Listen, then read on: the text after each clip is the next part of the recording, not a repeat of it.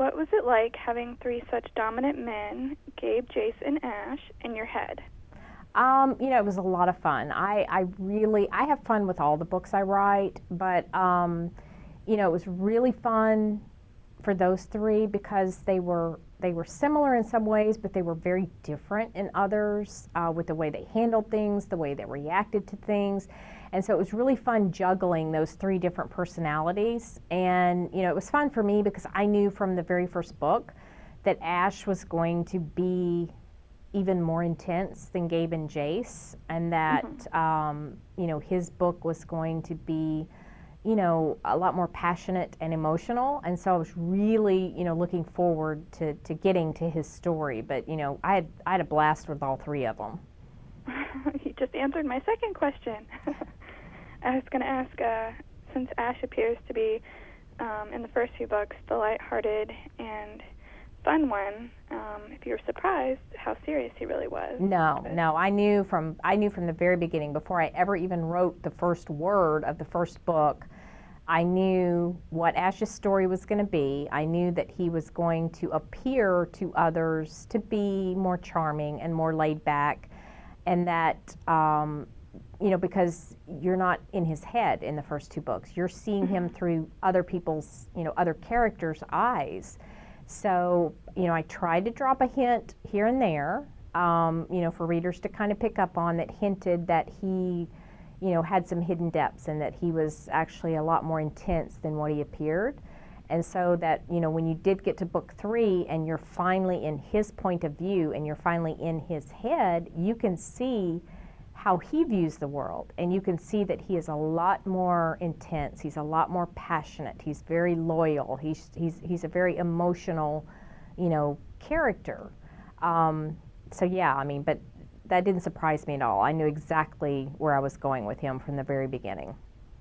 I think you did a great job expressing that part of him in the book, too. Oh, thank you. Okay. The girls in the Breathless series are known for their girls' nights out. What is a Maya Banks girls' night out like, and does it involve a sexy pair of shoes? Oh, gosh, no. First of all, I'm a disaster in heels. I don't wear anything higher than a flip-flop. A girls' night out for me would be at home, in my pajamas, in my comfy clothes, vegging, with a cupcake. I'm sorry, I'm the most boring person in the world. I say that all the time, that I lead the most, boring existence known to man. But yeah, that would be my dream girls' night out right there. Sounds great to me. Okay, if you were to write an epilogue for our happy couples, where do you imagine them in 5 or 10 years? Oh gosh, in 5 to 10 years, Mia and Gabe would have a house full of children, no doubt. Josie and Ash would also have a house full of children. I say this, I will say spoiler alert, so if you haven't written or read the book and don't want to know, close your ears. Because at the end of the book, Josie informs Gabe Ash that she wants 6 children, to which he responds, "Holy hell, I better get to knocking you up now, or I'm going to be an old man by the time we have the last one."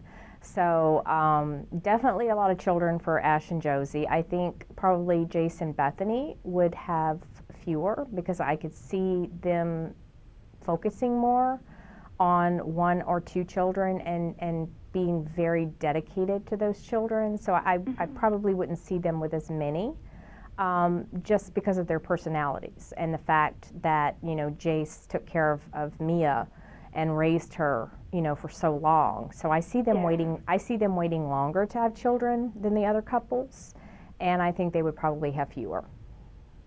And do you think Josie would be a successful artist? Oh, absolutely. Ash wouldn't have it any other way. Well, thank you, Maya. I'm so glad I got to chat with you for a little bit. Oh, I'm so glad you did too.